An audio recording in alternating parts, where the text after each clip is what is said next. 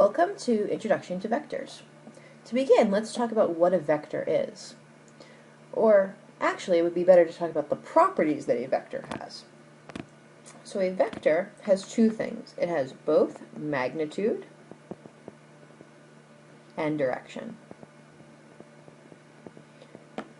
It's more helpful when we compare that to a scalar, which only has a magnitude. So let's think of an example. An example of a vector would be velocity. The scalar that would be opposed to that, I guess you could say, is speed. They're both talking about similar things, except that velocity has the direction added into it. So, for example, I could say that my velocity is negative 30 miles per hour. So that tells me that I'm going 30 miles per hour, but I'm going in the negative direction.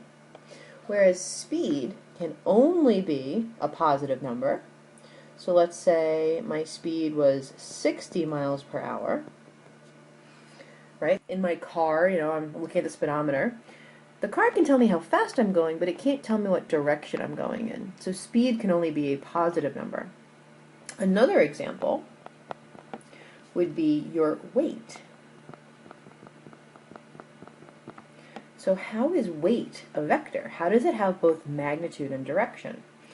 Well, your weight, let's say you weigh 120 pounds.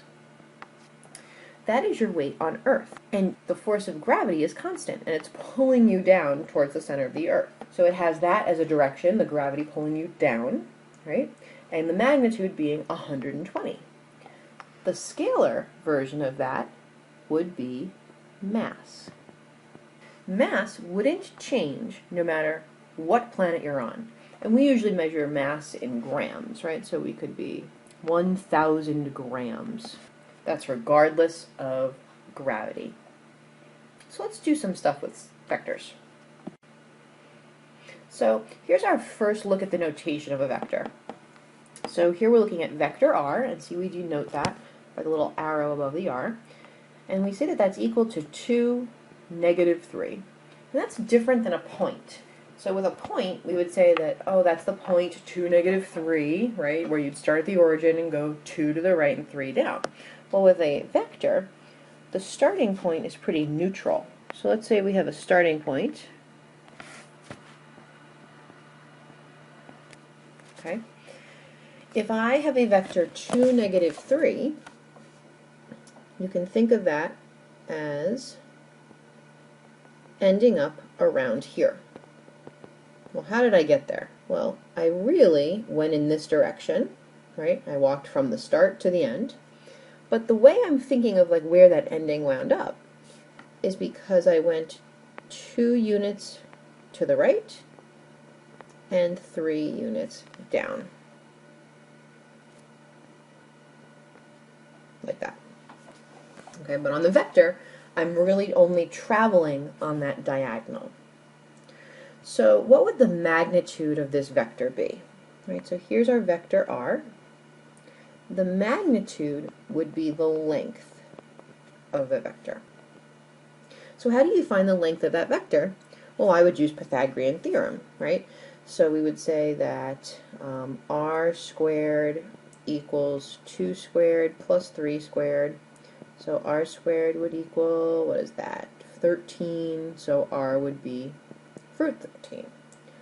So we're going to designate the magnitude by putting absolute value around the r. That's going to represent magnitude. Now for direction, we are going to say that the direction is the angle the vector makes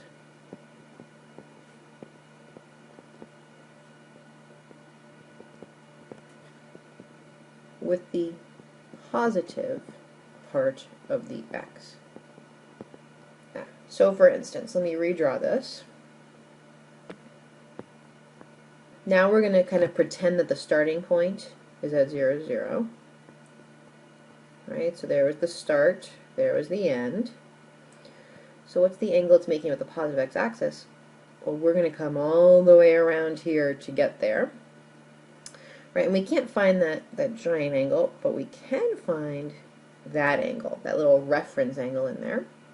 So let's do that. We know that this side is 2, this side is 3. Right, it's actually -3 when we're going to find the angle here. So let's see that the tangent of theta, remember that's only the reference angle, is -3/2. Okay, so tan inverse of -3/2 is what theta will be. So let's type that in the calculator. And I get -56.310 degrees. Okay, so in this case, the direction, remember, is going to be this whole thing. So I'm going to do 360 minus that 56. So in this case, the direction is 303.690 degrees. So we just found the magnitude and direction of vector r. So now let's go in the other direction. Let's say we were given the magnitude and direction. How would we find the component form? Well, since the starting point is neutral, we can pick it to be whatever we want. The origin sounds like a good place to start. So let's start from the origin. We're going in a direction of 115 degrees, so that's over here in second quadrant. And the magnitude is 6. So the components that we're looking for are really like the legs of this triangle in here. So think about how you would used to find the legs of that triangle, or in other words, where this ending point would be, right? It's really looking for the ending point. So, this is a good time to think about the unit circle. So when we were on the unit circle, finding this point had a lot to do with sines and cosines, right? Remember that? We used to say that the x side of that triangle was the cos of the angle, right? Cosine of the angle, cos of 115. But that was for the unit circle. We're on a circle now. If you think of like this, a circle has the radius of 6. So we're going to have to multiply that by 6. It's a bigger circle. And then the y value, that would have been sine of 115 degrees. But again, we're going to multiply that by 6. And this isn't a point, it's a vector. So we'll put some brackets on there. So we can find out what that is. Type that into the calculator. And I get -2.536 and 5.438. Just think about it. Does that sound right? Right? The x should be a negative value. The y should be a positive value. Think about that logically. Like -2.5-ish and a 5.5-ish. Yeah, that's going to get you about 6 units away.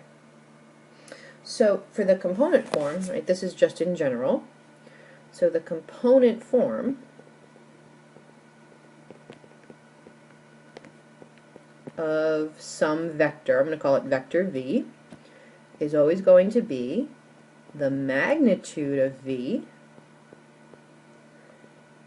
cosine of the angle or the direction, and then the magnitude of v, the sine of the angle.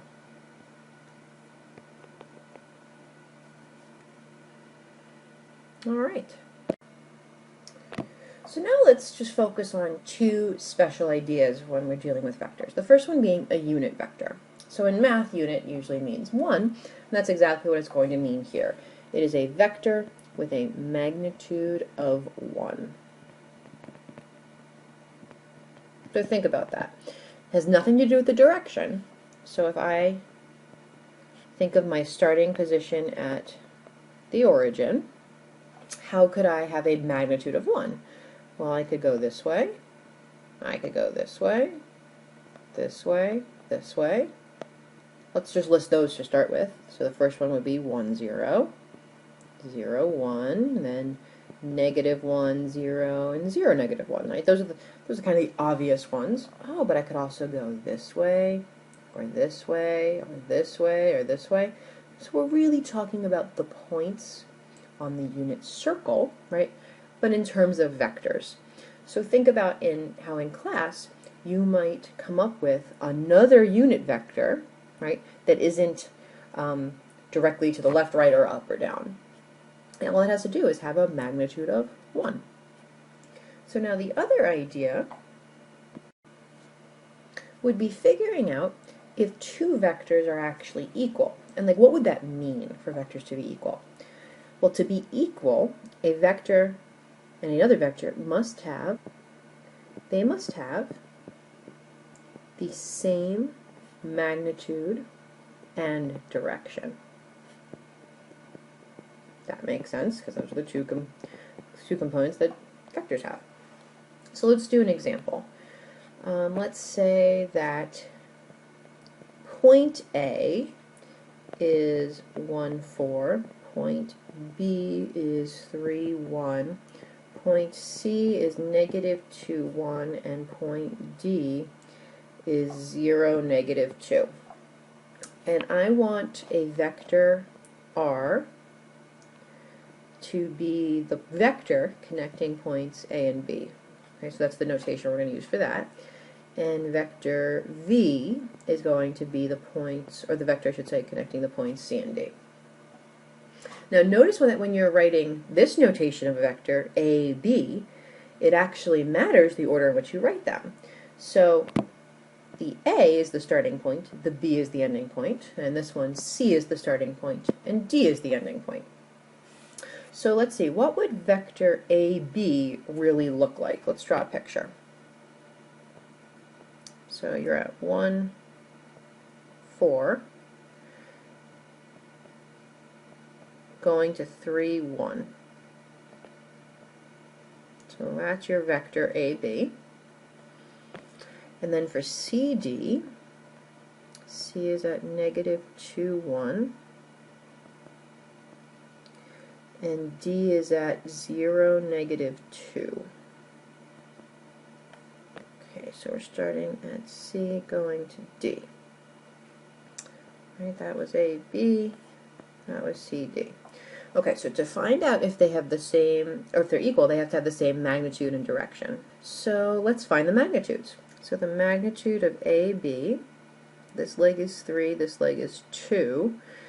You know what, we don't even need to actually find the magnitude right away. Let's just see if this triangle has legs of 3 and 2. If it does, obviously it's going to be the same. Not necessarily have to be 3 and 2. This one's going to have, let's see, a leg of 3 here and 2 here. So obviously these magnitudes are the same. So what would that magnitude actually be? I believe this one is also root 13. Magnitude is root 13. Magnitude is root 13. Great. Now the next question is, do they have the same direction? So we have to now find the direction of each of those. Well, to do that, you're going to have to pretend like A is the starting point on the origin, though, right? So I'm going to redraw my picture for each of these, kind of shifting that vector, because I have to compare it to where it winds up on the comparison to the x-axis, right? So it went to the right 2 and down 3. All right? So I know that this vector that I just drew is equivalent to vector AB, right? It has the same components. But we're really looking for this angle here. This is 2 and this is 3. But it's really -3 when we're finding that angle. So let's see. What is tangent theta going to equal? That's going to be -3 over 2. Theta winds up being, oh, we did this one already, right? The -56.310. So the direction is actually 360 minus that, so the direction is 303.690. Okay, so now let's come over here. We're going to shift vector v so that it starts at the origin. And this one goes right 2 and down 3. And I think you already know, obviously, that these are going to be the same. They have the exact same components here. For their legs, I mean. So I'm not going to go through it. I think you can tell that we actually are going to have the exact same direction.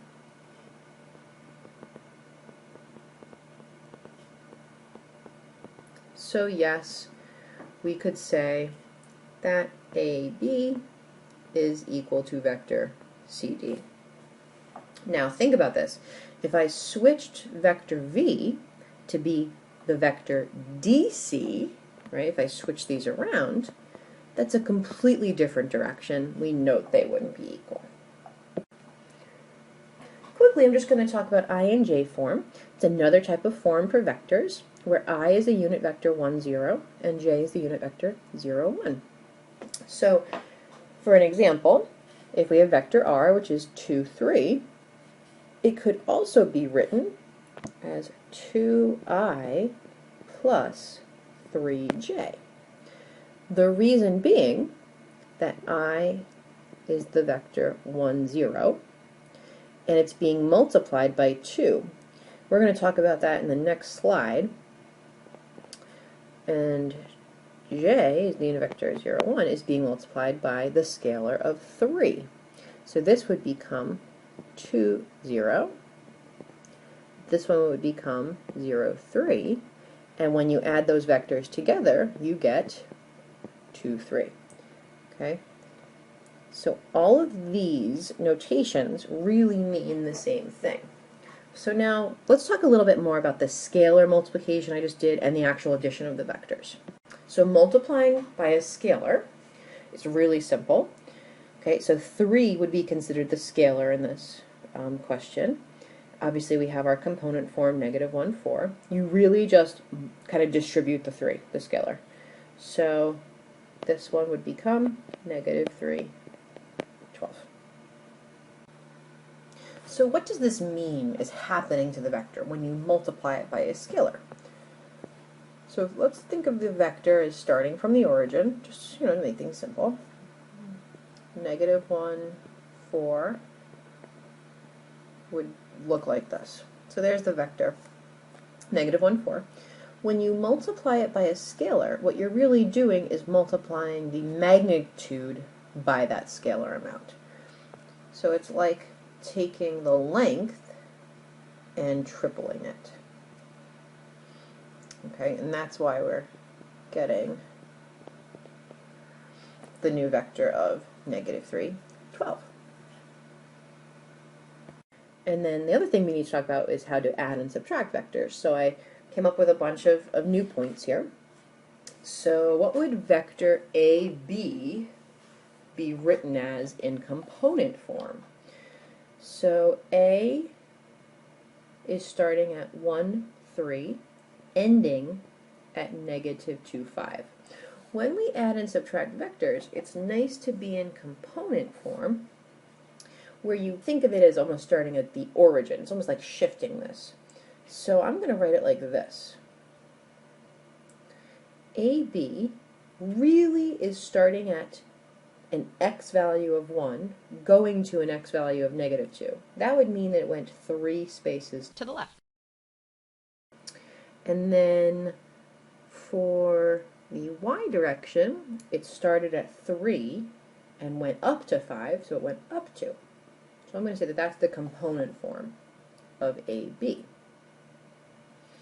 Then we have CD. So CD, again, the starting point is at -5, 1. The ending point is at -3, -4. But we're going to pretend like we're starting at the origin almost, right, when we're writing it in component form. And we're just thinking of it as how many steps to the left did we go, or to the right. So if we were at -5 and we go to -3, oh, that means that you went 2 steps to the right. And if you go from 1 to -4, you're going down 5 steps. Right? So it's really just about the directions. It's not even about where you start and end up necessarily when you're writing component form. It's really just talking about the direction and the magnitude of your movement. So now let's add those two things together. So we have vector -3, 2.